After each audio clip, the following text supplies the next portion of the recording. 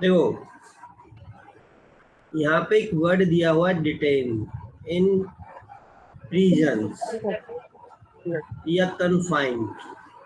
ठीक है, इन एक वर्ड होता है अरेस्ट। अरेस्ट को जैसे ही बोला जाएगा, सबको पता है कि अरेस्ट का मतलब क्या होता है। अनपढ़ से अनपढ़ व्यक्ति होता है, वो भी जानता है, गांव का अंगूठा टेक भी जानता है कि उसके सामने गिरफ्तारी कर दे, अरेस्ट, इंग्लिश में बोल दो अरेस्ट, वो समझ जाता है गांव का आदमी भी। यही बात है ना। ऐसा कोई इंग्लिश पढ़ा हुआ ना हो। हाँ, जैसे लालटेन, सब क्या लालटेन बोलते फिर हैं। हम जो बोलते हैं वो भी साउंड रिकॉर्डिंग है ना। लालटेन बताओ, हिंदी का शब्द है इंग्लिश का शब्द है? वो सब क्या रिकॉर्ड करते इंग्लिश का। लालटेन इंग्लिश का वर्ड है, लेकिन गांव का बुड्ढे से बुड्ढा भी लालटेन ही बोलता है। सर ऐसी कैच। ठीक है, चलो छोड़ो। तो अरेस्ट का मतलब होता है केवल जब किसी पर्सन को, मान लो एक्स पर्सन है, इसको इसके अपने घर से, एक्स के घर से जब लेके जाते हैं, पुलिस लेके जाती है या कोई भी ऑथराइज पर्सन लेके जाता है उसको, कहाँ पर लेके जाएगा? मान लो कोर्ट में ले गए पहले, अब कोर्ट ने उसको कहाँ भेज दिया? सिंपल भाषा हिंदी में कहते हैं जेल। ऐसे जेल भेज दिया। तो इस एक्स व्यक्ति को पुलिस ने अरेस्ट किया, गिरफ्तार किया, कोर्ट में पेश किया, कोर्ट ने उसको जेल भेज दिया। अब जेल में उसको रख दिया गया, तो उसको कहते हैं डिटेन्ड या कन्फाइंड। ये मतलब कोई ऐसी जगह जो चारों जगह से घिरी हुई हो, अब उस जगह के अंदर किसी को रखा जाता है तो उसको डिटेन कहते हैं, कन्फाइंड कहते हैं। अरे वो रहते थे ना, बकवास करते थे हम पूरा बंद करवाए। ठीक है, ओके सर। और यहाँ पर वो रखा हुआ है, और ये जो जगह है ना, ये ऑथराइज जगह है ये।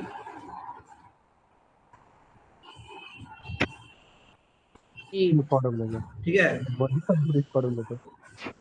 ऑथराइज मतलब, अब इसके बारे में बताऊंगा क्या है क्या नहीं है। बाकी मैं पहले आपको कन्फाइंड और डिटेन का मतलब समझाना चाह रहा था आपको। बात समझ में आई या नहीं आई? जी सर। फिर से मैं बता देता हूँ। ये जो चैप्टर हमारा 24 है, ये ठीक है जी, 24 चैप्टर है, यहाँ पे गलत मेंशन हो रहा है आप, ठीक है जी। करते हैं। चैप्टर 24 है, ये कहता है कि यदि कोई पर्सन, ये पर्सन है, पहले से ही, अब यहाँ पे डिटेन लिखा हुआ है, सॉरी डिटेन्ड या कन्फाइंड, ईडी ईडी लगा हुआ, ध्यान रखना, ईडी। ठीक है, ये रहा डिटेन, ईडी मतलब पास्ट का हो गया, मतलब किसी जगह से डिटेन पहले से कर रखा है, अब उसको अटेंडेंस लगवानी है उसकी, हमें कहाँ पे लगवानी है बताएंगे उस चीज़ को। तो आपको अरेस्ट में और डिटेन में और जेल में इसका मतलब समझ में आया? जेल तो एक जगह है, प्लेस है, जिसको हम वैसे भाषा में कहते हैं प्रिजनर, प्रिजन्स। प्रिजन्स माने पिंजरा, एक तरीका से, ठीक है ना। जेल में रहने वाले को नॉर्मल भाषा में कहते हैं प्रिजनर, कैदी। और प्रिजन माने वो जगह या जेल, ठीक है जी। और डिटेन माने जिसको रखा गया है पहले से ही, कन्फाइंड माने भी वही चीज है। मान लो ऐसे व्यक्ति को जो पहले से ही जेल में रखा हुआ है, किसी भी केस में, बात समझ में आई ना, किसी भी केस में, किसी भी किसी भी ऑफेंस में उसको कन्विक्टेड करके, दोष सिद्ध करके, या उसका ट्रायल चल रहा है तब भी जेल में रखा जाता है। ठीक है, उसकी हमें प्रेजेंस लगवानी है कोर्ट में। कहाँ पे लगवानी है हमें? कोर्ट में। और जो प्रिजन होता है ना, ये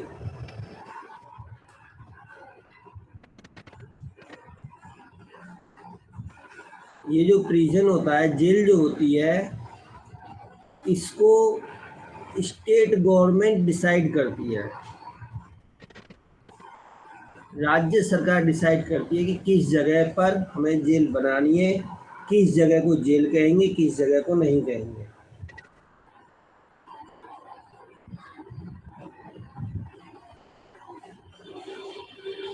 मेरी बात अभी सिर्फ चैप्टर का मीनिंग समझाना चाह रहा था, किस किस को समझ में आया?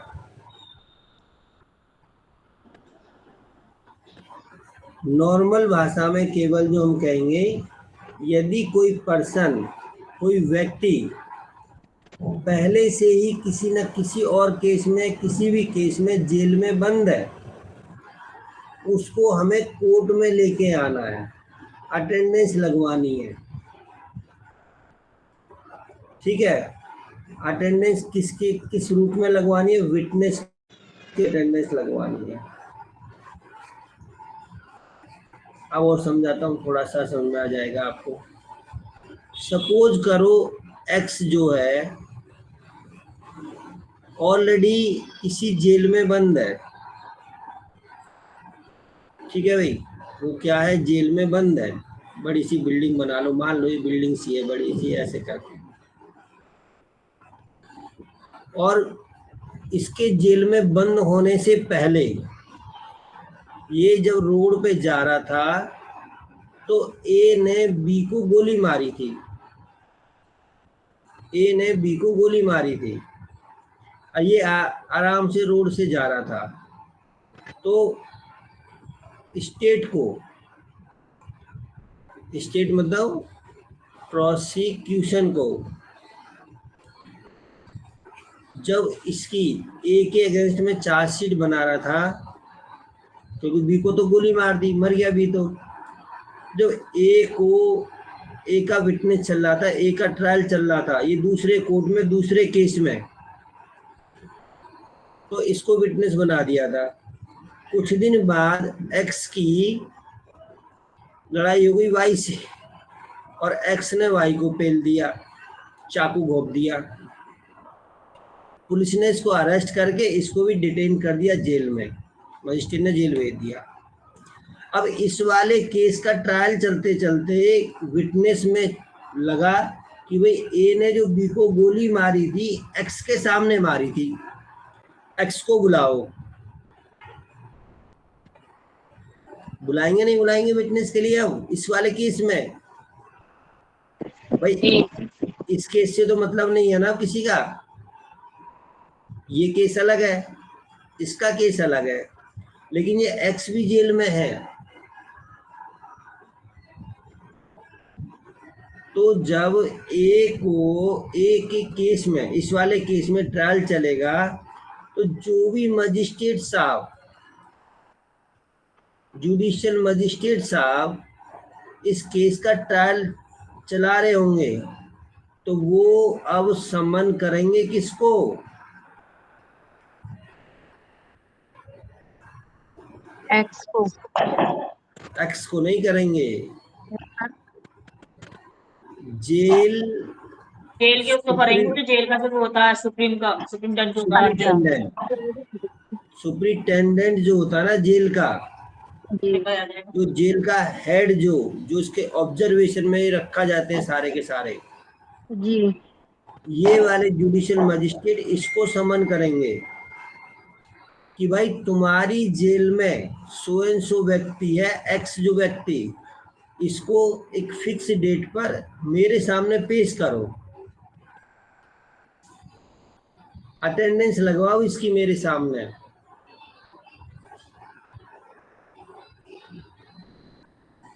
ठीक है, तो इस केस के ट्रायल वाले जो जुडिशियल मजिस्ट्रेट हैं, या कोर्ट ऑफ सेशन है, क्योंकि ये मैंने मर्डर का बोल दिया था तो कोर्ट ऑफ सेशन लड़ेगा इसको, ये नहीं लड़ेंगे। ठीक है। अब इसका जो एक्स और वाई का जो केस था किस कोर्ट में चल रहा है, कहाँ चल रहा है, कोई मतलब नहीं। किस ऑफेंस में कहाँ है, कोई मतलब नहीं। सिर्फ इन वाले जो कोर्ट ऑफ सेशन को मतलब है किससे, जेल सुप्रिंटेंडेंट से। इसको समन करेंगे भाई तेरे पास में जो एक्स व्यक्ति है इसको तू मेरे सामने इस तारीख को इतने बजे पेश कर दे, या भारत के किसी भी कोने में है। अब किसकी जिम्मेदारी है,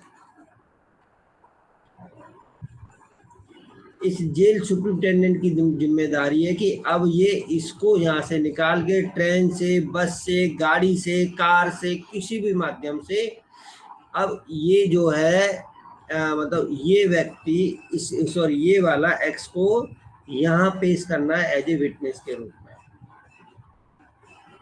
एक स्टेट का दूसरे स्टेट में एक प्रोविजन होता है, उसी से लेके आएंगे, जो इनका प्रोसीजर होता है उससे लेके आएंगे वो।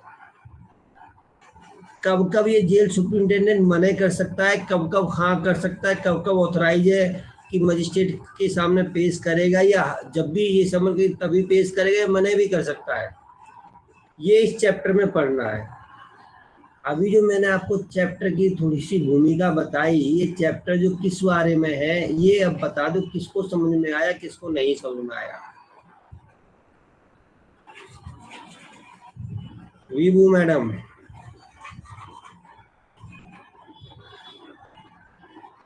हेलो।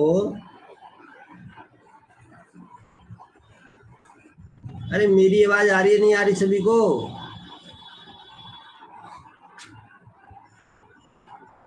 जी सर आ रही है। यस सर आ रही है।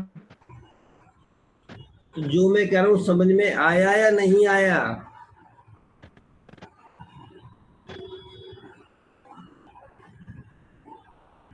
नहीं आया?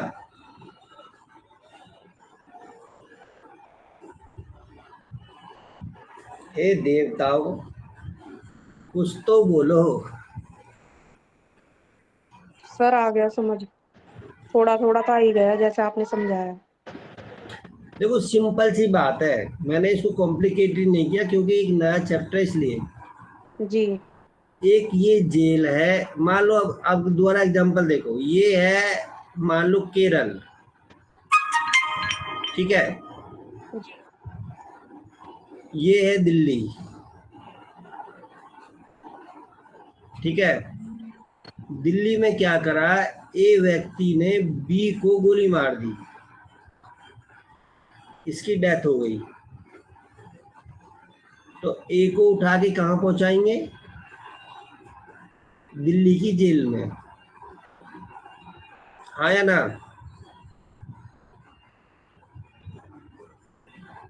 भाई ए को अरेस्ट किया और मजिस्ट्रेट साहब ने जेल भेज दिया, हाँ या ना?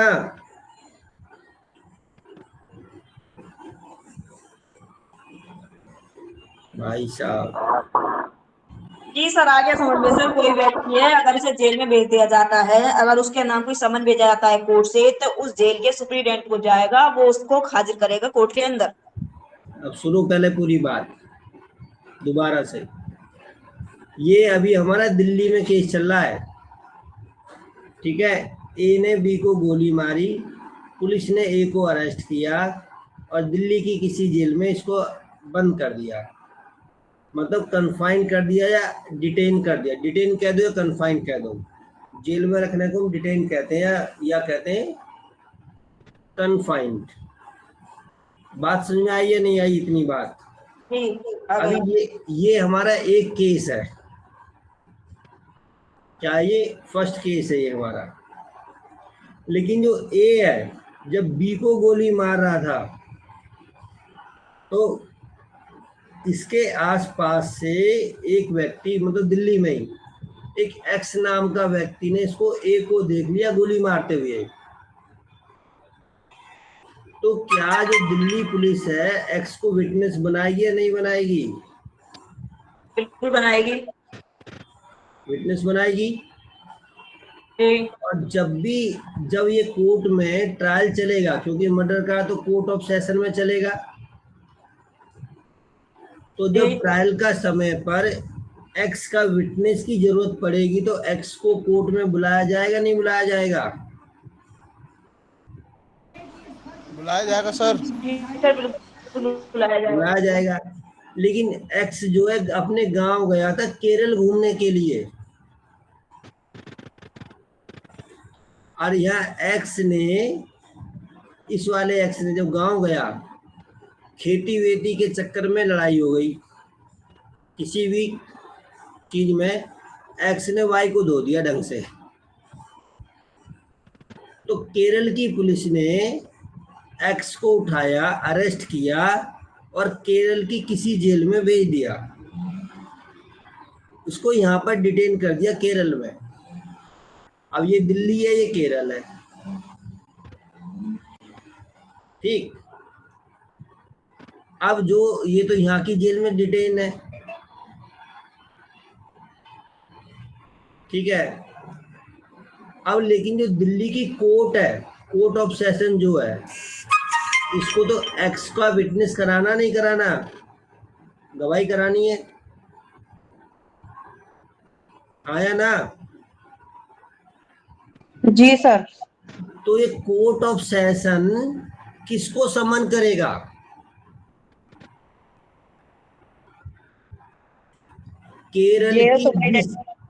केरल की जिस जेल में वो बंद है, जी उस जेल के सुप्रिंटेंडेंट को, सुप्रिंटेंडेंट जो भी होता है, जेल सुप्रिंटेंडेंट जो होता है ये, अब इसकी, ये जेल सुप्रिंटेंडेंट की ड्यूटी है कि एक्स को केरल की जेल से निकाल कर लाएगा, दिल्ली के कोर्ट में पेश करेगा।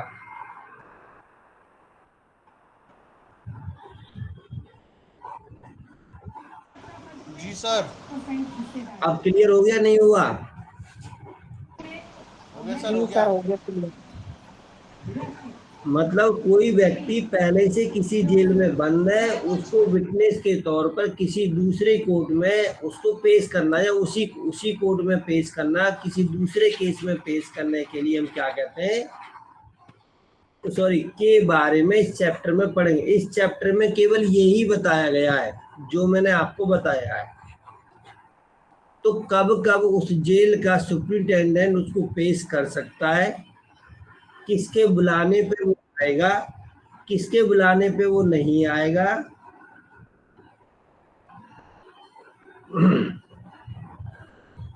ठीक है जी। इसके बारे में ये पूरा का पूरा चैप्टर है। ये भाई चैप्टर का बेसिक समझ में आ गया तो पूरा चैप्टर क्लियर हो गया तुम्हारा। जी सर। जी सर। अरे इतने बारीकी से भी समझाने के बाद ना समझ में आए तो 2-4 बार पढ़ लेना, फिर बिल्कुल ही समझ में नहीं आने वाला तुम्हें, सच बता रहा हूँ मैं। चलो अब देखो, इस चैप्टर में जो 301 सेक्शन है वो केवल डेफिनेशन के बारे में बात कर रहा है। क्या है डेफिनेशन? डिटेन्ड का मतलब क्या होता है? किसी लॉ के अकॉर्डिंग किसी भी पर्सन को या किसी व्यक्ति को डिटेंशन करना, है ना, प्रिवेंटिव, इसी को डिटेन कहते हैं। मतलब लॉ के अकॉर्डिंग जब किसी व्यक्ति को अरेस्ट करके कहीं पर रखा जाता है, बट उस रखने का जबरदस्ती नहीं, किडनैप करना एक अलग चीज होती है, धमकी देकर रखना अलग है। जेल में बंद जो होता है वो किसी लॉ के अकॉर्डिंग बंद होता है। तो एनी लॉ, किसी लॉ के अकॉर्डिंग जो उन्होंने लॉ को नहीं माना है, उस वजह से वो लॉ को तोड़ा है, तो उस वजह से वो कहाँ पर है? जेल में बंद है। तो ऐसी उसको कहते हैं डिटेन करना। बंद करना मतलब डिटेन करना। Prisons, jail. जेल एक ऐसी जगह होती है जिसको स्टेट गवर्नमेंट द्वारा जनरली या कोई स्पेशल ऑर्डर देके ये बनाई जाती है कि भाई ये हमारे पास में सब्सिडरी जेल है। एक तो मेन जेल हो गई, और एक सब्सिडी जेल भी हो जाती है।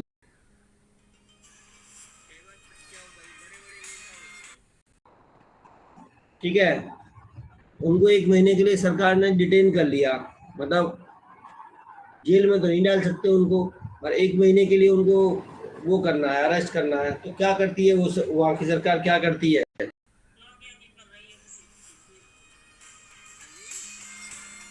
मतलब घोषित कर दिया कि भाई इसको जेल है। जरूरी नहीं कि वो जेल हर टाइम के लिए हो। अब जैसे स्कूल का एग्जाम्पल दिया, अब जैसे कि पूरी पूरी भीड़ होती है, कोई आंदोलन होने वाला है, तो गवर्नमेंट क्या करती है, पुलिस क्या करते हैं, जो घरों से निकले उनको बसों में भरो और एक जगह बंद करते जाओ। तो क्या करते हैं, स्कूल या कॉलेज को खाली करवा देते हैं और उसी में सबको भरने लग जाते हैं वो लोग। तो वो भी उस टाइम के लिए जो स्टेट गवर्नमेंट ने घोषित किया है। अब और कोविड के मैंने टाइम पे पहले हुआ बोला था, देखो कि कोविड के टाइम पे बनाए गए थे वो हाँ, हेल्थ सेंटर। स्टेट गवर्नमेंट का मतलब क्या होता है, एक जिले में स्टेट गवर्नमेंट की पावर किसके पास होती है, गवर्नर। नानी अम्मा, डीएम। डीएम स्टेट गवर्नमेंट होता है एक तरीका से। अच्छा, यहाँ तो डीएम के पास हुई। जिले की मुझे बात लगा नहीं ओवर पूछ रहे हैं सर। ना, जो डीएम होता है वो स्टेट गवर्नमेंट कोई भी जो डिसीजन हाँ लेगा डीएम के उसका, पास होती है सर, डीएम के पास होती डीएम के पास नहीं होती। डीएम कोई भी डिसीजन लेगा, कोई भी ऑर्डर पास करेगा तो डीएम का ना हो, क्योंकि किसका होता है, स्टेट गवर्नमेंट का ऑर्डर होता है वो। है। डीएम स्टेट को तो रिप्रेजेंट करता है बिल्कुल सही पकड़ा है जी आपने। डिस्ट्रिक्ट के अंदर, तभी तो उसे एक डिस्ट्रिक्ट का डीएम बनाया जाता है। ओके। कुछ पावर उसकी अपनी होती है जो यूज कर सकता है, कुछ पावर कुछ ऑर्डर देने से पहले उनको पहले अपने वहाँ भेजेगा, क्या नाम है, सीएम ऑफिस, और वहां से वो जब अप्रूवल होकर आएगी तब वो ऑर्डर पास करेगा। हाँ, पहले लेकिन उन्हें इन्फॉर्म करता है कि क्या ये ऑर्डर कर सकता हूँ नहीं कर सकता हूँ, और वहां से कैसे नो का वो भी आंसर आएगा उसके अकॉर्डिंग करता है। हाँ, कुछ इमरजेंसी उसके पास पावर होती है, तो किसी से कोई पूछने की जरूरत नहीं है, डायरेक्ट ऑर्डर पास करो ये, इस स्थिति में। तो ऐसे डीएम से हर पोस्ट होती है, वो होती है सेक्रेटरी की। बस बस। तो 301 में केवल डिटेन की और जो प्रिजन है जेल की, ये दोनों की डेफिनेशन बता रखी थी, जी समझ में आ गया होगा। जी। 302 पहले ये किसका होता था, मर्डर का, मर्डर। मर्डर का वो होता था इसमें मर्डर की पनिशमेंट। पनिशमेंट। 301 मर्डर होता था, 302 में 300 उसका पनिशमेंट होता था। पनिशमेंट होती 302 में। इसमें बीएनएस और आईपीसी में, इसमें नहीं, सीआरपीसी में, सीआरपीसी में नहीं। आईपीसी में 302 की पनिशमेंट था, 300 में डेफिनेशन थी। ये सीआरपीसी और बीएनएसएस है, सीआरपीसी के स्थान पे बीएनएसएस है। चलो 302 में क्या है, whenever in the course of inquiry proceeding under this Sahita, it appears to a criminal court। ठीक है,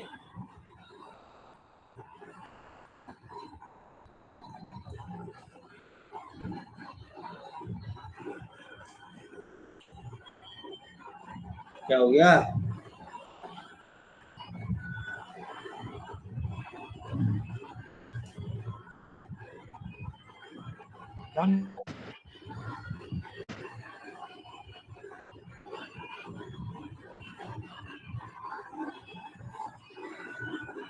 क्या हो गया सर?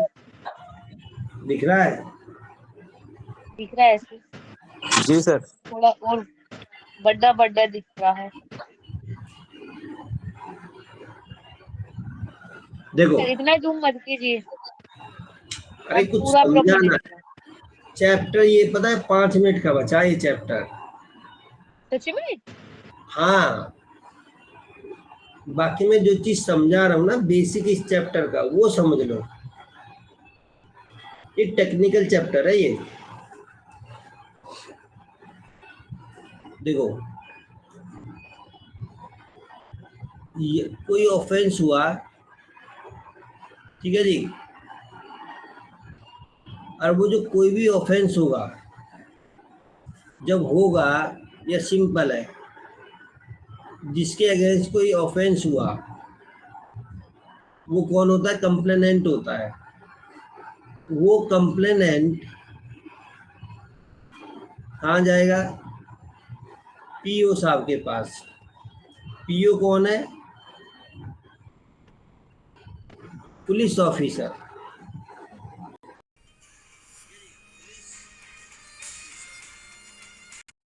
अब ये पुलिस ऑफिसर देखेंगे कि ये जो ऑफेंस है, जो मेरे पास लेके ऑफेंस को आया है, ये क्या है? कॉग्निजेबल है, सॉरी, हाँ, कॉग्निजेबल है या नॉन कॉग्निजेबल है? ठीक है जी। अब यदि वो नॉन कॉग्निजेबल है तो क्या करेंगे? वो उसको कंप्लेंट में दर्ज कर लेते हैं 174 में। और यदि वो कॉग्निजेबल है तो उस पर कॉग्निजेंस लेंगे। अब कॉग्निजेंस मतलब एफआईआर दर्ज कर लेते हैं। वो क्या कर लेते हैं? वो एफआईआर दर्ज कर लेंगे। FIR। एफआईआर के बाद में ये स्टेज आया। अब यहाँ पे पुलिस वाले इंक्वायरी ई वाली या इन्वेस्टिगेशन करते हैं जी। यहाँ पर इन्वेस्टिगेशन कंप्लीट हो गई। अब जो इन्वेस्टिगेशन कंप्लीट हुई तो यहाँ से यहाँ पर इन्होंने police report, PR, police report मतलब चार्जशीट। चार्जशीट कहाँ पे जमा कर दी? जुडिशियल मजिस्ट्रेट के पास में। यहाँ पे जुडिशियल मजिस्ट्रेट पास कर दी। और जुडिशियल मजिस्ट्रेट एक प्रोसेस के अंदर सबसे पहले ये देखेगा भी ये जो चार्जशीट करी है इस पे रियल में ऑफेंस बनता भी है, नहीं बनता? नहीं बनता या बनता तो पहले मजिस्ट्रेट साहब अपने सेटिस्फैक्ट्री के लिए इंक्वायरी कराते हैं, इंक्वायरी करते हैं वो। बट मतलब प्रोसेस में है, करते नहीं है, डायरेक्ट समन इशू हो जाते हैं। मतलब जो लॉ में तो है कि खुद से सेटिस्फैक्ट्री के लिए इंक्वायरी करेंगे वो, बट ऐसा कुछ नहीं होता। आओ जी, चार्जशीट लगाओ जी, चार्ज फ्रेम करो जी, ट्रायल चलाओ जी, ये प्रैक्टिस है। बट लॉ ये है, यदि अब देखो यहाँ से ये जो पीरियड है ये किस चीज़ का? इंक्वायरी का हुआ। अब इंक्वायरी में सेटिस्फैक्ट्री हो गई तो यहाँ पे चार्ज फ्रेम हो जाएंगे। चार्ज फ्रेम से अब चलेगा ट्रायल। ट्रायल कब तक चलता है बताओ जी?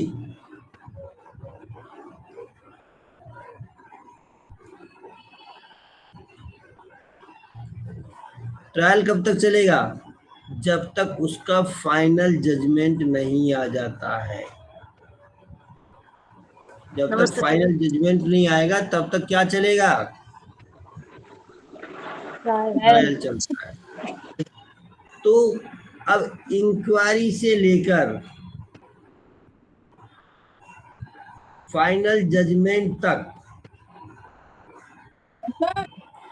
किसी भी स्टेज पर मजिस्ट्रेट साहब, जुडिशियल मजिस्ट्रेट साहब किसी को भी कहीं से भी बुला सकते हैं। हाँ या ना? वो इंक्वायरी के टाइम पे बुला सकते हैं, ट्रायल के टाइम पे बुला सकते हैं। जी। डिटेन्ड है तो क्या उसको ये मजिस्ट्रेट साहब, जुडिशियल मजिस्ट्रेट बुला सकते हैं, नहीं बुला सकते? बुला सकते हैं सर। यही तो चैप्टर पढ़ रहे हैं हम। हाँ जी, अब बात समझ में आई या नहीं आई? आ रही है सर। अभी भी कुछ आ रही है भाई साहब। ईंट लाओ मेरे सर में। हाँ ईंट लाओ नहीं उठा सर, कर। आ रही है। आपने बोला ना कि प्रॉपर कुछ नहीं होता। सर फोन टूट जाएगा। अरे तो ईंट लाओगे उठाओगे अपने फोन में ही तो मारोगे, मेरे में थोड़ी मारोगे। हाँ सर, तो फोन तो टूटेगा। सर और गरीब बालकों को सलामत देख रहे ऐसे। तो कहे, ईंट लाओ मेरे सर में ईंट मारो। ना सर, ऐसे नहीं कर सकते। सर हम बहुत गरीब बालक हैं। तो आपका सर फूटे है ना फूटे, हमारा फोन जरूर फूट जाएगा। फोन की टेंशन है। नहीं सर, सर फोन की भी टेंशन है, इंसान की भी टेंशन है। अच्छा अब ये बताओ, ये जो मैंने अभी समझाया था आपको, ये बात समझ में आई नहीं आई कि इंक्वायरी? मैं यहाँ देखो, मैं टॉपिक से ही बता रहा था। यहाँ लिखा ना पावर, क्या लिखा है? Power to require attendance of prisoners. तो ये लिखा है इंक्वायरी और ट्रायल और प्रोसीडिंग अंडर दिस संहिता। तो इंक्वायरी मैंने समझा दिया आपको, ट्रायल भी समझा दिया मैंने आपको। एक दिन खिड़की भी चढ़ती ना जी सर। वो तो सर हमसे पहले ही आता है। क्या चीज? ट्रायल भी और इंक्वायरी भी। वो पहले से ही पता है। हाँ जी सर। गुड। अब ये बता, कंप्लेंट केस में इंक्वायरी होगी या ट्रायल चलेगा? सर इंक्वायरी होगी, उसके बाद मजिस्ट्रेट को लगा तो ट्रायल भी चला सकता है। वो ट्रायल मजिस्ट्रेट की चलाएंगे, पावर फिर है। वो मजिस्ट्रेट की पावर है। चलो बिल्कुल सही बात। तो इन दोनों कंडीशन में किसी भी क्रिमिनल केस में क्रिमिनल जो कोर्ट होते हैं, अच्छा आपके सामने बोला गया जुडिशियल मजिस्ट्रेट फर्स्ट क्लास, ये बोल दिया केवल, इससे आपको क्या समझ में आएगा? क्रिमिनल कोर्ट है या सिविल कोर्ट है? सर सिविल कोर्ट है ये। लिखा है जुडिशियल मजिस्ट्रेट सेकंड क्लास। ये भी क्रिमिनल कोर्ट है सर, सिविल कोर्ट जुडिशियल है, मजिस्ट्रेट क्रिमिनल कोर्ट है, या पिटी केसों के लिए। Court of session. ये ये क्रिमिनल चारों कोर्ट के है। चारों नाम बताओ कैसे हैं ये?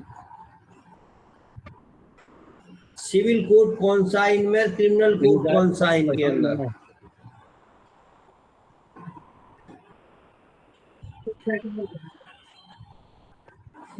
AMFC, सर ये तो है सिविल में जो फौजदारी वो होता है फैमिली का। ये फर्स्ट क्लास JMHC है, सिविल फर्स्ट कोर्ट है। क्लास। ये first class judicial magistrate first class, judicial magistrate second class, ये chief judicial magistrate. Court of session, court of session में होता है, कोर्ट ऑफ सेशन में इसमें एडीजे साहब भी आते हैं, एडिशनल डिस्ट्रिक्ट जज। जज।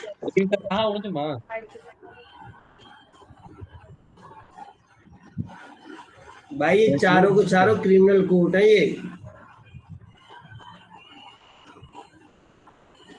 ओके सर, सिविल भी बता दो सर, फिर साथ में याद रह जाएंगे। है सिविल भी बता दो सर, फिर ये साथ में याद रह जाएंगे। सिविल कोर्ट, खाली लिखा होगा सिविल कोर्ट, ठीक है ना? एक होता है सीनियर सिविल, ये होता है नहीं कोर्ट नहीं, सिविल जज, खाली सिविल जज। एक होता है सीनियर सिविल जज। एक होता है डिस्ट्रिक्ट जज, केवल डिस्ट्रिक्ट जज। ये सिविल होते हैं, ये सिविल देखे जाते हैं, सिविल नेचर वाले।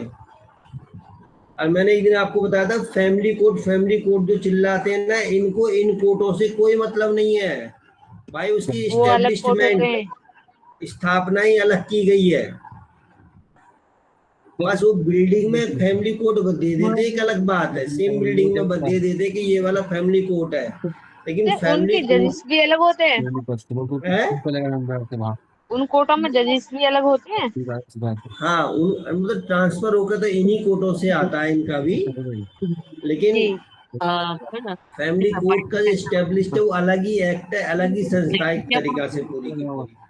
और फैमिली कोर्ट सर ये जो डायरेक्ट इक्विवेलेंट टू डिस्ट्रिक्ट जज। जो फैमिली कोर्ट की पावर होती है ना, ये डिस्ट्रिक्ट जज और कोर्ट ऑफ सेशन, और ये दोनों चीज देखते हैं, ध्यान रखना। सिविल नेचर के सूट भी देखते हैं और क्रिमिनल नेचर के भी सूट देखते हैं ये लोग। इसके अंदर लगना पड़ेगा। अब कहोगे सिविल कौन से होते हैं? जो एचएमए के अंदर जितने केस आते हैं वो सिविल नेचर के होते हैं, और ये मेंटेनेंस से रिलेटेड जितने भी केस होते हैं वो क्रिमिनल के अंदर आते हैं।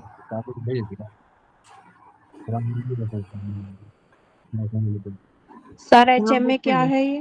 HMA marriage act. Hindu marriage act. ठीक है। एचएमए हिंदू मैरिज एक्ट, या नॉर्मल हिंदू एक्ट भी लिख देंगे ना, हिंदू एक्ट पूरा।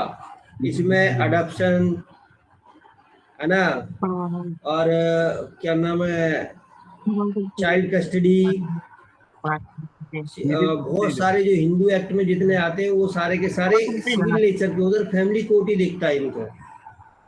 जी सर। उसी में सेम कोर्ट चलेगा। फैमिली कोर्ट में यदि आपने अब नए एक्ट के 144 BNSS लगा दिया, देखिएगा फैमिली कोर्ट ही मेंटेनेंस है। यदि वो मेंटेनेंस से रिलेटेड तुम्हारा केस है, हस्बैंड वाइफ फैमिली डिस्प्यूट है, तो फैमिली कोर्ट में चलेगा। माँ बेटे का, बाप बेटे का, बहन भाई का, है ना, माँ बेटी का या बाप बेटी का, कोई भी किसी भी प्रकार डिस्प्यूट होता है वो फैमिली कोर्ट में चलेगा। तो फैमिली कोर्ट के पास दोनों पावर होती है, सिविल की भी होती है, क्रिमिनल की भी होती है।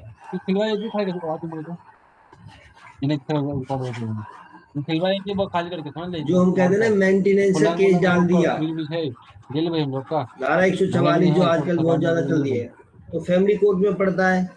वो क्रिमिनल लिस्ट होती है, वो केस क्रिमिनल होता है। अब डाइवोर्स का डालोगे, सेक्शन 9 का डालोगे, सेक्शन 12 का डालोगे, किसी भी सेक्शन का HMA में, वो सारे क्या होते हैं, वो सिविल नेचर के होते हैं। 5 दे तो 5 नहीं फ्रीज होगा। हाँ, काय की चीज रख ली कि क्लियर हो गया? जी सर। चलो, तो हमारी बात इंक्वायरी, ट्रायल, ये सब समझ में आ गया होगा अच्छी तरीका से। ए पढ़ते हैं हम इसका। ए पर्सन कन्फाइंड, ठीक है, किसी जेल में है, डिटेन इन ए प्रिजन, ठीक है, मान लिया किसी जेल में है, should be brought before the court, court के सामने लाना, for the answering to a charge of an offence और for the purpose of any proceeding against him। अब या तो उसके अगेंस्ट चल रही है या किसी और के अगेंस्ट चल रही है। जब भी प्रोसीडिंग चलेगी वो उसी के सामने चलेगी, ये ध्यान रखना है। ये एक तरीका से इस वाले पॉइंट को ये मान के चलना कि सेम जिसने मर्डर किया है या जो खुद है वो जेल काट रहा है, लेकिन उसके अगेंस्ट भी कोई भी प्रोसीडिंग चलेगी ना कोर्ट में, उसका खुद का भी ट्रायल चलेगा, तो वो उसी के सामने चलेगा, वो कोर्ट के सामने होना चाहिए। यदि वो कोर्ट के सामने नहीं है तो उसके अगेंस्ट में कोर्ट में कोई भी ट्रायल, कोई भी आंसरिंग, कोई भी इंक्वायरी नहीं होगी। बात समझ में आई या नहीं आई? केवल किन केसों को छोड़कर, को तो हाथ हो ना गोले, यदि पोक्सो का केस लगा हुआ है, ठीक है जी, कोई लड़की है छोटी और इसका कोई स्टेटमेंट कोर्ट में रिकॉर्ड होना है, तो इसका स्टेटमेंट उस एक्यूज के सामने नहीं होगा। क्यों नहीं होगा? क्योंकि ये डर जाएगी लॉ में ऐसा प्रोविजन नहीं है कि उसी के सामने, बाकी कोई भी ऐसा रेगुलर करते केस कि हो, ना कोई भी ट्रायल होगा उसी तो भैया एक्यूज के जो सामने डेट होगा। पूरा पसंद हो तो तोड़े के बाद उठी ना तो कहीं पिंजा उसको तो काला कोर्ट है में लेके आएंगे कौन, नहीं तो माँ जेल सुप्रिंटेंडेंट लेके आएगा डेट पर, और उसी के ठीक है सामने विटनेस जो भी गवाही सवाही जो होगा उसी के सामने होगी सारी की सारी। जो भी क्या ना किसी और का भी क्रॉस वगैरह होगा वो बाप रे कोर्ट में भीड़ जरूर झोला खड़ा दिखती होगा एक दिखती है साइड में, उसको पुलिस वाले लेके खड़े होते हैं तभी चलती है ट्रायल। और हाँ, आवाज नहीं आती तो आवाज यदि नहीं आती कोर्ट ने उसको एग्जेम्पशन दे दी, एग्जेम्पशन मतलब होता है छूट दे दी कि चल भाई तुझे आने की जरूरत नहीं है, आईते वाह आईते तो कोर्ट उस चीज बात को परमिशन आईते देगा। आईते आईते आईते आईते आईते आईते फिर आईते उसकी जगह पर ना ना उसका आईते वकील आईते होना आईते चाहिए, लीडर होना चाहिए। और कुछ यदि नहीं उसका पता मोबाइल लीडर भी नहीं है, वकील साहब भी नहीं है, और वो भी नहीं है, तो केस में डेट पड़ जाएगी, आगे बढ़ जाएगा। बट उसकी एब्सेंस में कुछ भी काम कोर्ट में नहीं होगा। बात समझ में आई या नहीं आई? जी सर। फर्स्ट बी देखो, it is necessary to for the दो end minute of the Faridabad आके फोन कर जस्टिस उठने वापस to examine such person as a witness. ठीक है, मैं फोन विटनेस के दो रूप मिनट में तो नेट मैंने ऑन इतना कर सारा दियो पहले ही एग्जांपल दे दिया। ठीक है भाई, यदि वो किसी और केस में भी विटनेस है तो उसको बुलाना वहां पर जरूरी होता है। अब देखो आगे पढ़ते हैं इसका। कोर्ट में है यहाँ पर, make an order requiring to the officer in charge of the person to produce such person before the court answering to the charge or for the purpose of such proceeding or for giving evidence। कहाँ है पा देखो भाई, यहाँ पे produce, खुद में ना गिर ना तो रुक गया आप कई बार जब दूसरी जेल में बंद होता है, जब कहते नहीं जी वो तो अरे वहाँ दूसरी होटल केस में दूसरी जेल में बंद है, तो यहाँ पर क्या होता अब है, आई तो गाड़ी घोड़ा जुडिशियल के मजिस्ट्रेट साहब यहाँ पे कहते हैं प्रोटेक्शन शादी थी वारंट उनका देते हैं। फिर वो उनको कौन से वारंट करते हैं, दूसरा तू को जिम गए शादी में है प्रोटेक्शन वारंट, प्रोटेक्शन वारंट खाना यही खा वाला है वर्ड होता है कि वारंट दे दिया प्रोटेक्शन की, भाई उसको उस जेल से हमारे यहाँ पर प्रोड्यूस करो, ठीक क्योंकि इस केस की हमारे कोर्ट के इस केस की जो प्रोसीडिंग है इसकी वजह से रुक रही है, क्योंकि उसके पास एक एविडेंस है या वो ठीक होगा विटनेस है, वो जब तक इसका आंसर नहीं देगा तब तक ये हमारा केस आगे नहीं बढ़ेगा। ठीक है, ये है इसका सेकंड पार्ट। क्या कहता है, where an order under subsection 1 by is made by a magistrate of the second class।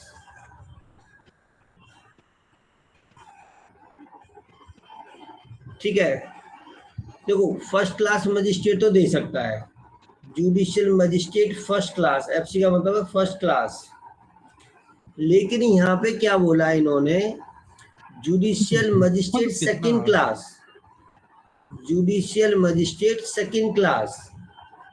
तो इस कंडीशन में क्या, जो जेल का सुप्रिंटेंडेंट है, यहाँ क्या लिखा है, ऑफिसर इन चार्ज हाँ ऑफ द प्रिजन, ये होगा जेल सुप्रिंटेंडेंट।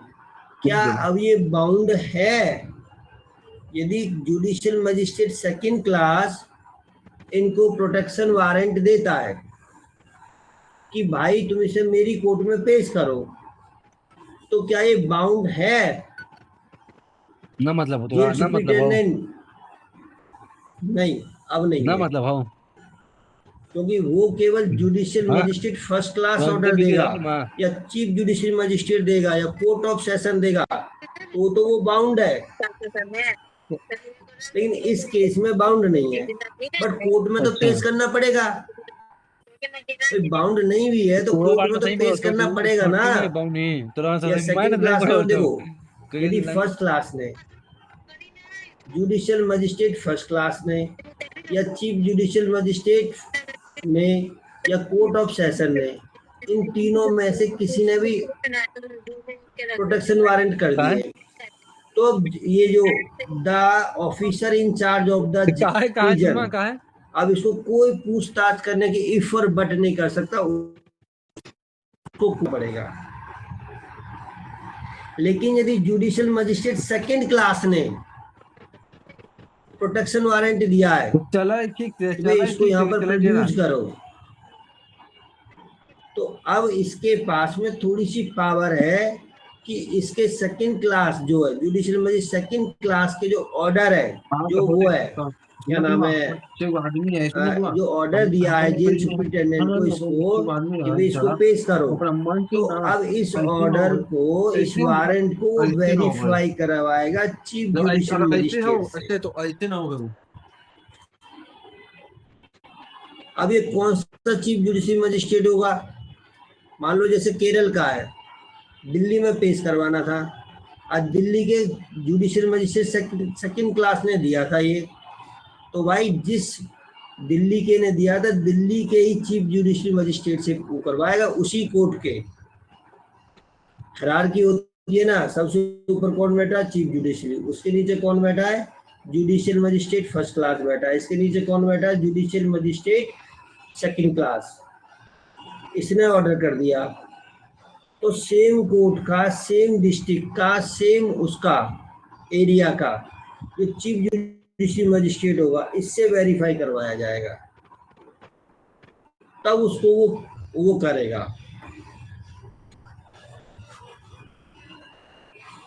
पेश करेगा। बात समझ में आई या नहीं आई? जी सर। हाँ या ना?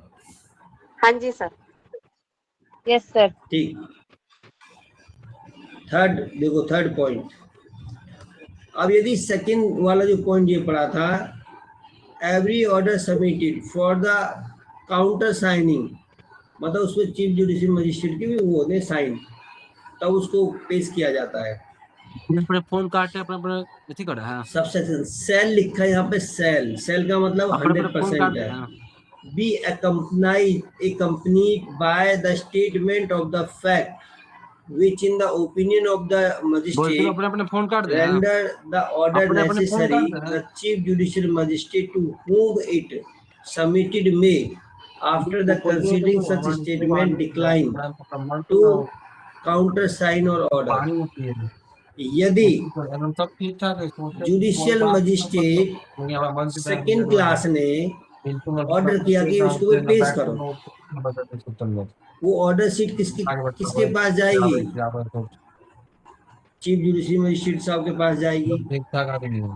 और यदि चीफ जुडिशियल मजिस्ट्रेट साहब को लगा पूरे ऑर्डर और फैक्ट को जानने के बाद, पढ़ने के बाद, कि भाई इस केस में जरूरत नहीं है इसकी, इसके बिना भी केस को आगे चलाया जा सकता है, तो वो साइन करने से मना भी कर सकते हैं, डिक्लाइन कर सकते हैं,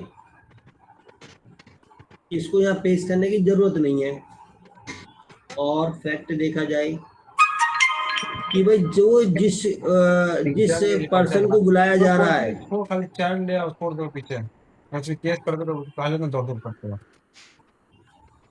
वो आतंकवादी टाइप का है, चोर टाइप का है। चोर मतलब वो वाला चोर नहीं, चोरी करने वाला। यदि उसको जेल से बाहर निकाला तो जो बाहर की शांति भंग हो जाएगी, उसके जो गुंडे पुलिस वालों को मार के उसको छुपा के लेके चले जाएंगे। तो ऐसे केसों में भी वो डिक्लाइन, ऐसे केसों में तो सबके लिए डिक्लाइन हो जाएगा, या कोर्ट ऑफ सेशन हो, या चीफ जुडिशियल मजिस्ट्रेट हो, जुडिशियल मजिस्ट्रेट फर्स्ट क्लास हो, कोई भी। आगे पढ़ेंगे, अभी आगे सेक्शन है उसका, ठीक है। तो इसमें थर्ड में केवल ये कहता है कि यदि चीफ जुडिशियल मजिस्ट्रेट को लगता है कि इसको बुलाने की जरूरत नहीं है, तो उसको डिक्लाइन कर देगा, मना कर देगा, नहीं बुलाना हो, उसको वेरीफाई नहीं करेगा उसका। ठीक है जी, 302 समझ में आ गया? Yes sir. 303, the state government और central government as the case may be, may at any time having regard to the matter specified in subsection 2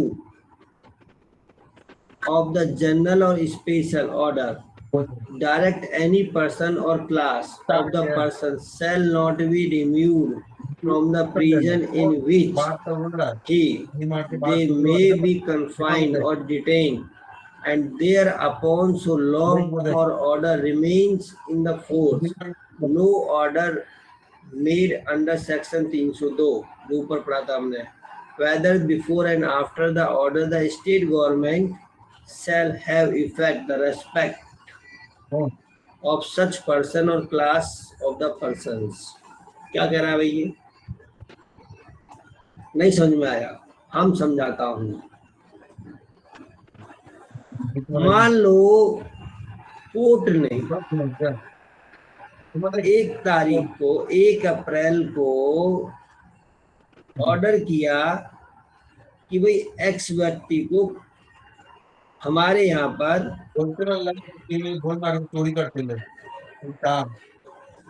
अप्रैल मई जून मतलब 5 जून को पेश करो। और क्या हुआ, सेंट्रल गवर्नमेंट ने या स्टेट गवर्नमेंट ने, दोनों में से किसी ने भी, स्टेट गवर्नमेंट ने या सेंट्रल गवर्नमेंट ने एक ऑर्डर पास करा कि भाई यदि इन सेक्शन में जैसे 302 का हो गया, पोक्सो हो गया, देशद्रोही से रिलेटेड हो गया, ऐसे जो कैदी हैं इनको जेल से नहीं निकाला जाएगा। और क्या तारीख को दे दिया इन्होंने ऑर्डर? मान लो मई में दे दिया।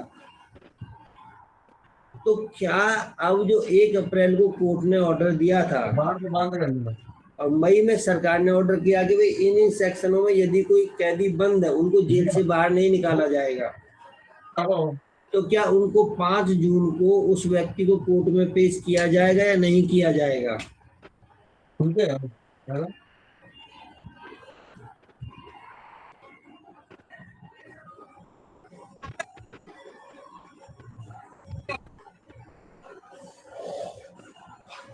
बताओ भाई।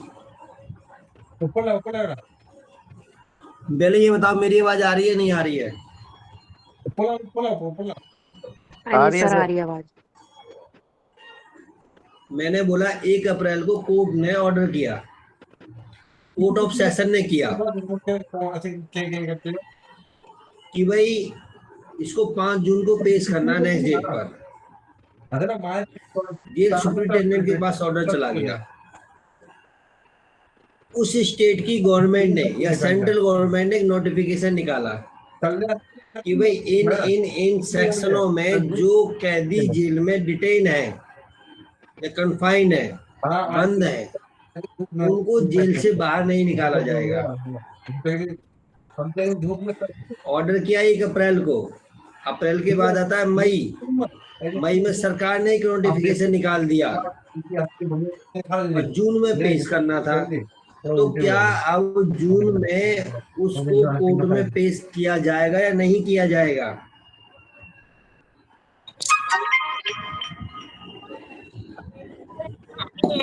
पेश तो किया जाएगा है जी सर, पेश तो किया जाएगा ना, कोर्ट के ऑर्डर है।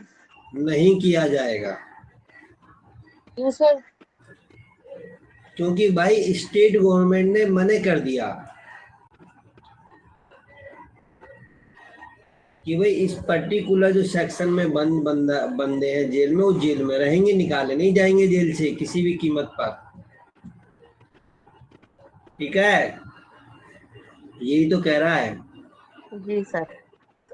ठीक है, जनरल या कोई स्पेशल ऑर्डर किया, डायरेक्ट किया, एनी पर्सन और class shall not be remove, jail से बाहर नहीं लाया जाएगा, from the prison which he and they, या तो एक या वे जो पहले से जेल में बंद है या मतलब वही डिटेन है, कन्फाइन है, so long order remain in the force, no order made under before, या तो 1 अप्रैल से पहले का कोई ऑर्डर है या 1 अप्रैल से कोई बाद का कोई ऑर्डर है, कोई भी है, दोनों ही केसों में उसको बाहर नहीं निकाला जाएगा।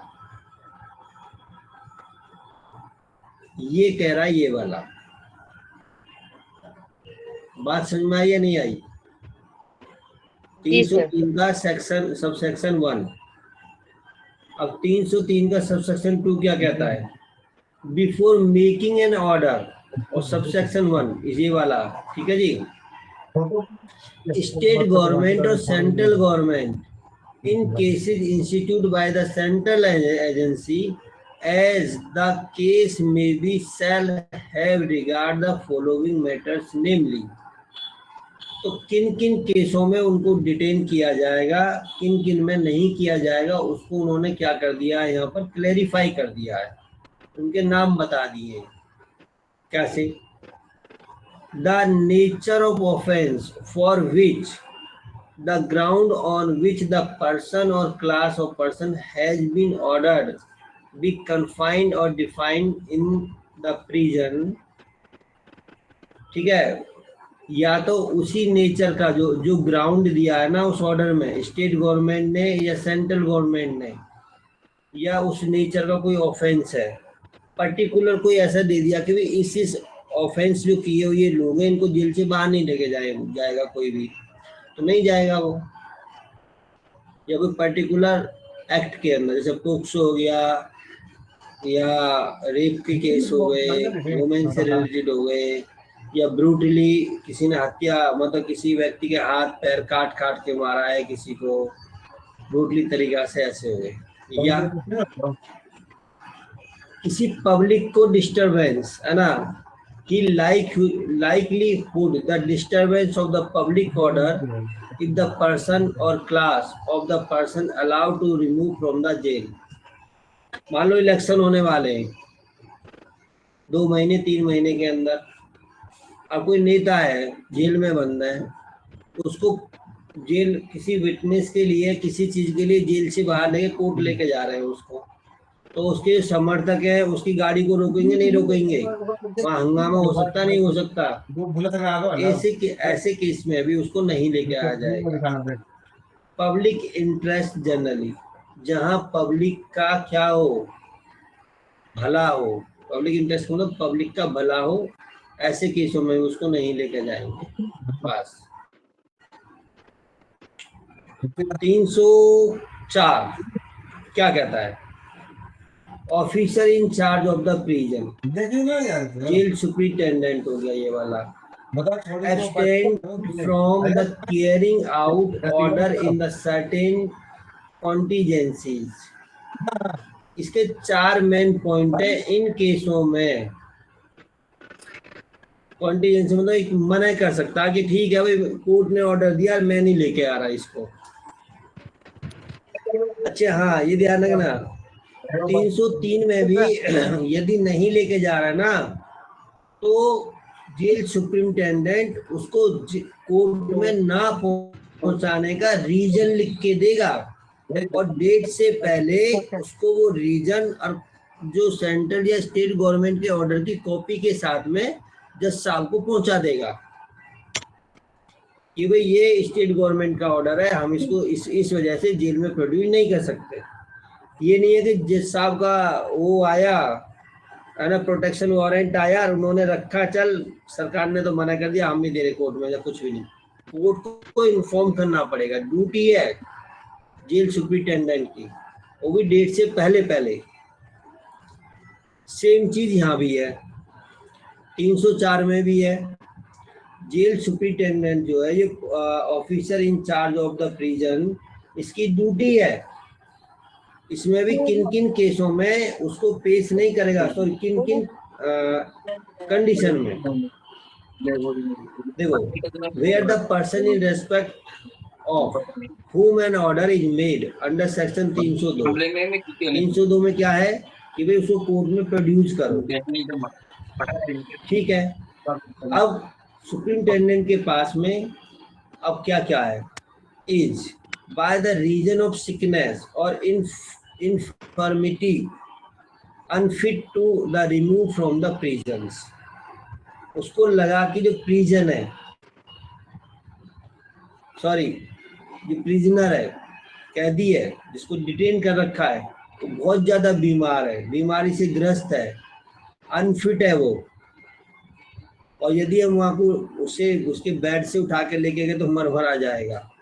तो ऐसे केस में जेल सुपरिटेंडेंट उसके मेडिकल सर्टिफिकेट लगा के जो भी प्रोसेस होता है उससे जज साहब को इन्फॉर्म कर देगा कि भाई इस वजह से हम इसको जेल में प्रोड्यूस नहीं कर सकते। ये हो गया हमारा ए पार्ट। बी पार्ट क्या कहता है? Is under the committal for the trial under remain pending trial pending a preliminary investigation is under the committal for the trial under remain। हाँ, अभी उसका जो ट्रायल है या जो शुरू की जो इन्वेस्टिगेशन का जो स्टेज था ना वो अभी हुआ नहीं है। इसका मतलब यहाँ पे क्या हुआ, अभी एक चार्जशीट तो लगा दी है भाई, उसका ट्रायल जब तो स्टार्ट हो जाएगा या किसी दूसरे केस में उसको बुलाया जा रहा है।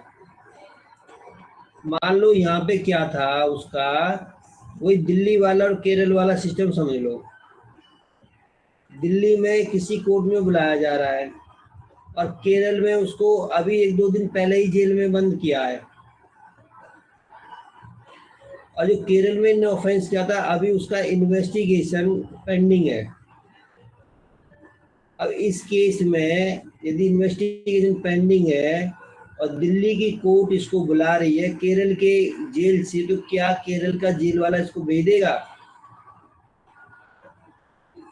नहीं भेजेगा, मना कर देंगे, नोट लिख के भेजेंगे रिप्लाई में कि जी अभी इनने जो दिल्ली केरल में सो एंड सो ऑफेंस किया था, अभी इन्वेस्टिगेशन इसका पेंडिंग है, इस वजह से हम इसको दिल्ली की कोर्ट में प्रोड्यूस नहीं कर सकते।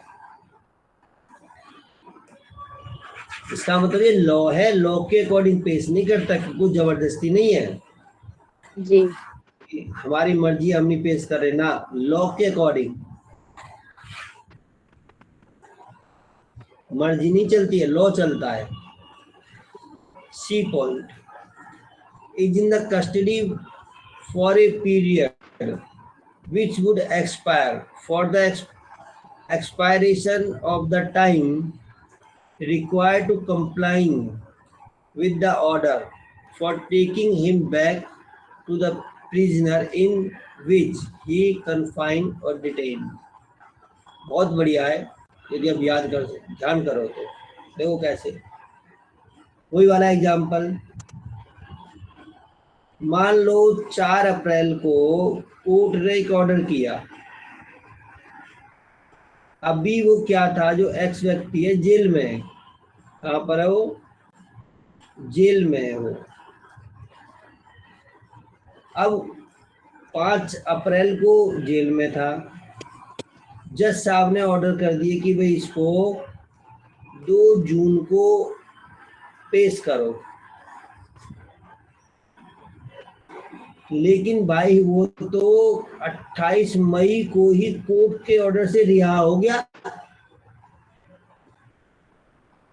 भाई जिस केस में वो था ना केरल में, वो तो उस केस की सजा पूरी हो गई, 28 मई को भाग गया।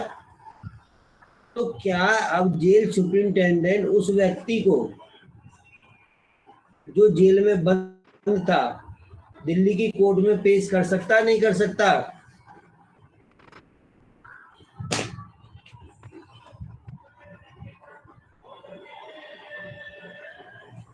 भाई बच्चा लोगों, ये तो सिंपल आंसर है भाई। सर जब जेल में ही यदि करेंगे वो। यदि किसी लड़की की शादी 2 जून को है और वो 28 जून को भाग गई घर छोड़ के, तो उसके माँ बाप क्या शादी कर देंगे? नहीं सर। हाँ, इस केस में उसकी छोटी बहन से तो कर देंगे। छोटी बहन होगी तभी तो है, छोटी बहन होगी तभी तो। अरे चाचा ताऊ इसको रिलीज हो गया, जी सुपरिटेंडेंट उसको पहले ही एक कोर्ट को इन्फॉर्म कर देंगे, नोट लिख देंगे कि भाई हमारे यहाँ से वो 28 तारीख को रिलीज हो गया, इसलिए हम 2 जून को तुम्हारे कोर्ट में प्रोड्यूस नहीं कर सकते, हमारी तुम्हारी राम राम। जी सर।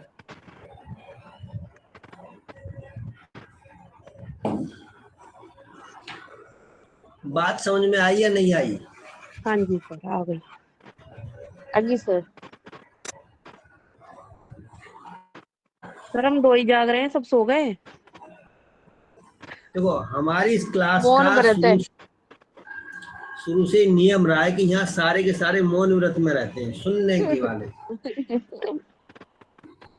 तो जब से हमने क्लास चलाई, सीपी सर गर्मी गर्मी एक बोतल पानी भर के रखा करो, सिर्फ और तुम्हें ही पिया बोलना करो। है, किसी को नहीं बोलना है फिर। चलो सी हो गया, अब डी पढ़ते हैं। डी क्या कहता है? Is a person to whom an order made by the state government under section 303 वाले में कोई यदि अप्लाई करता है तो क्या होगा? The officer in charge of the prison, jail superintendent की बात कर रहे हैं यहाँ पर, shall abstain from the carrying out the court orders and shall send the court statement for the reason of the year। तो मैंने बताया था ना डी में, यदि कोई स्टेट गवर्नमेंट का ऑर्डर है या सेंट्रल गवर्नमेंट का ऑर्डर हुआ बीच में कि भाई इन सेक्शन में जो कैदी हैं उनको आप नहीं लेके जाओगे, कोर्ट से बाहर नहीं निकालोगे, तो इस केस में भी मतलब डी वाले में जेल सुप्रिंटेंडेंट मना कर सकता है कि नहीं भाई हम तुम्हारे सामने इसको पेश नहीं कर सकते, ये स्टेट गवर्नमेंट या सेंट्रल गवर्नमेंट का ये ऑर्डर है, और यहाँ पर तो स्टेट गवर्नमेंट है, स्टेट गवर्नमेंट का ये ऑर्डर है, ऑर्डर की कॉपी लगा के वो जज साहब को भेज देंगे। ये कह रहा है। इसका है क्या है? ये वाला इसका, इसको कहते हैं प्रोवाइजो। प्रोवाइजो ना, प्रोवाइडेड दैट को नॉर्मल भाषा में कहते हैं, हिंदी में तो पता नहीं क्या कहते हैं इसको, अवधारणा समथिंग कुछ ऐसा ही है, जो भी है। Where the attendance of such person is required for giving evidence at a place not more than 25 kilometer, 25 kilometre से ज़्यादा दूर नहीं है distance, from the prison, the officer in charge of the prison shall not so abstain for the reason mentioned in clause B। B clause में क्या है भाई?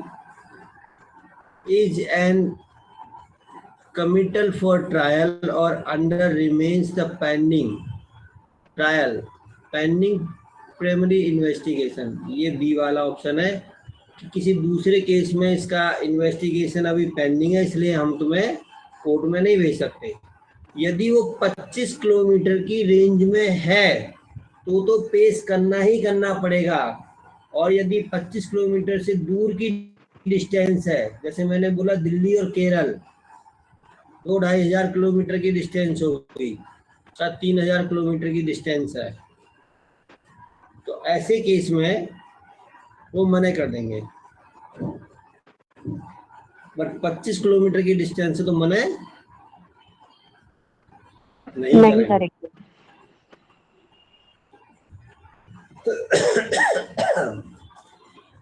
चलो ये चैप्टर खत्म, last second. 305 subject to the provisions of 304, जो ऊपर वाला अभी हमने पढ़ा, इन 4 कंडीशन में मना कर देगा। तो officer in charge of the prison, jail superintendent, shall लिखा है, सेल तो लॉ है, upon delivery of an order made under subsection 1 of 302 duly countersigned where the necessary under subsection 2 thereof the clause of the provision name and a person named in the order which taken to the court in which the attendance is required, do so the person as to be present there at the time mentioned in the court shall cause him to kept in custody near the court until he has been examined or until the court authorized him by taken back to the prison in which he was confined or detained. 305 ये कह रहा है कि जब by superintendent of prison, jail superintendent जो है, यदि किसी दूसरे स्टेट में या दूसरे केस में या दूसरी कोर्ट में लेके जा रहा है, तो लेके जाते टाइम, उसकी अटेंडेंस करवाते टाइम, उसको एग्जामिन करवाते टाइम वो अपनी कस्टडी में ही रखेगा, कस्टडी नहीं देगा कोर्ट को। समझ में आई? जैसे मान लो उसको 20-22 पुलिस वाले या गाड़ी करके पूरी बड़ा मतलब बेकार वाला वो है, वो उसको लेके गए, तो यदि 2 कोर्ट के अंदर खड़े तो बाकी कोर्ट के गेट पे खड़े रहेंगे। उसको ये नहीं कि सारे पुलिस वाले बाहर खड़े रहेंगे, अंदर अकेला ही जाएगा ना, 1 या 2 उसके हाथ वाथ पकड़ के मजिस्ट्रेट के सामने पेश करेंगे उसको, ऐसे करके, और बाहर आते नहीं फिर उसी में आ जाएगा वो।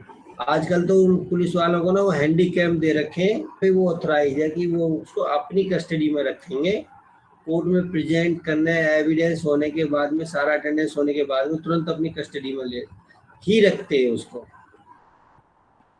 ठीक है, लिख दिया ना, custody in or near the court until he has been examine, यदि उसको एग्जामिन होने तक भी अपनी कस्टडी में रखते हैं और फिर उसको वापस ले आते हैं। और कोर्ट का ये ऑथराइज्ड होता है कि भाई इसको वापस करो, taken back to the jail, उसको जेल में तुरंत भेजो। समझ में आया? 305। जी सर। 306 कुछ खास नहीं है वैसे। ये कहता है power to issue the commission for the examination of the witness in the prisons, provision of this chapter shall लिखा हुआ है तो 100% without prejudice to the power of the court to issue under section 319 है शायद ये, या 351 है, देखना जरा, देख लेना कौन सा सेक्शन है ये ना। जी sir. Of the commission of the examination as the witness of any person confined या detained in the prisons or provision of B part of the chapter number so and so। इसका जो B part है ना chapter का, इस वाले chapter का A part है, तो इसका जो B पार्ट है ना वो सारा का सारा यहाँ पर फॉलो होगा। तो अब ये इसके बारे में जो मूल 306 के बारे में हमें तब पता लगेगा जब इस चैप्टर का हम बी पार्ट पढ़ेंगे। बी पार्ट है इसका